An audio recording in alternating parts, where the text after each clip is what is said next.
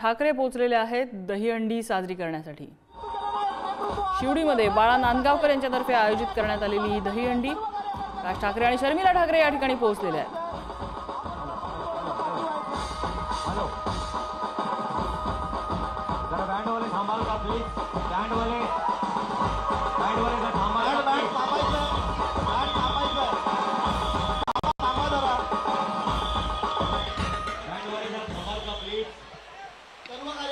एक सूचना सन्माननीय राजसाहेब ठाकरेंचे सहकुटुंब आगमन झालेले आहे।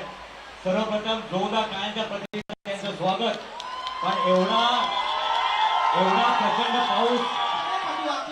प्रचंड पाऊस बदाबदा पडतोय तरी सुद्धा आपण भिजतोय की नाही याची तमा न बाळगता हे सर्व आमचे मनसैनिक खास मान्यवरांना अनुभवण्यासाठी ते आलेले आहेत। जरा जोरदार टाळ्यांचा प्रतिसाद मान्यवरांसाठी पुन्हा एकदा।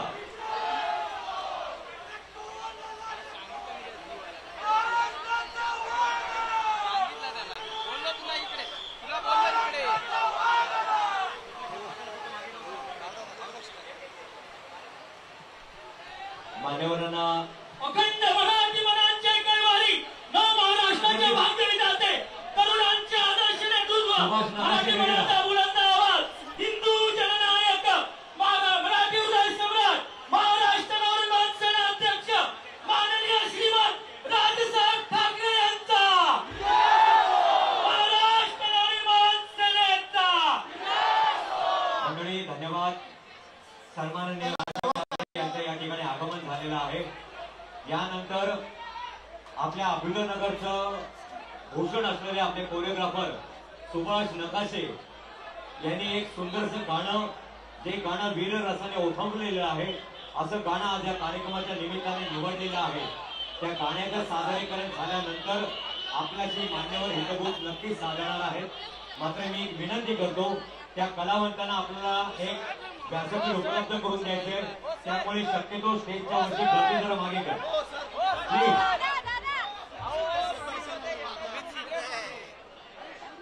सुभाष नकाशे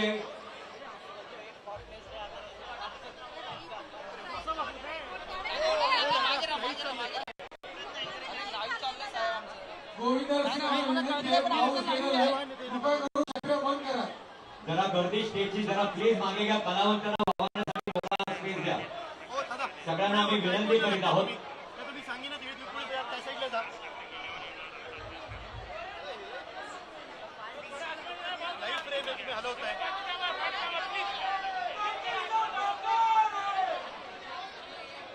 सगळ्या कलावंतांना येण्यासाठी जागा द्या कृपया। कृपया कॅमेरामन आना प्लीज। गर्दी गर्दी गर्दी डान्सर्स पण दिसले पाहिजे, मान्यवर पण दिसले पाहिजे। अशा पद्धतीने आपण स्टेजची बांधणी केलेली आहे।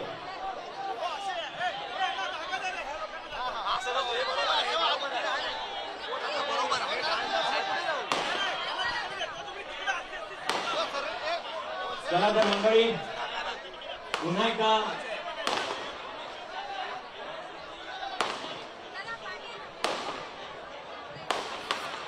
सगळ्यांना आपण विनंती करूया प्लीज जरा गर्दी मागे घ्या। सगळ्यांनी मागे थांबा, कृपया मागे थांबा प्लीज।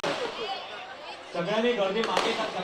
आम्ही सगळ्यांना विनंती करतो कृपया मागे थांबा, त्याच्याशिवाय डान्स सुरू होऊ शकत नाही आपला। चला मंडळी जोरदार टाळ्या या भव्य अशा दहीहंडी महोत्सवासाठी।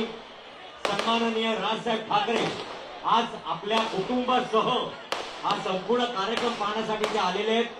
या अभिनवनगरच्या माध्यमातून आपण जरा जोरदार टाळ्यांच्या प्रतिसादातून एका सुंदर अशा वीररसाने ओथंबलेल्या गीताद्वारे आपण त्यांना एक सुंदर अशी सादर मानवंदना अर्पण करणार आहोत।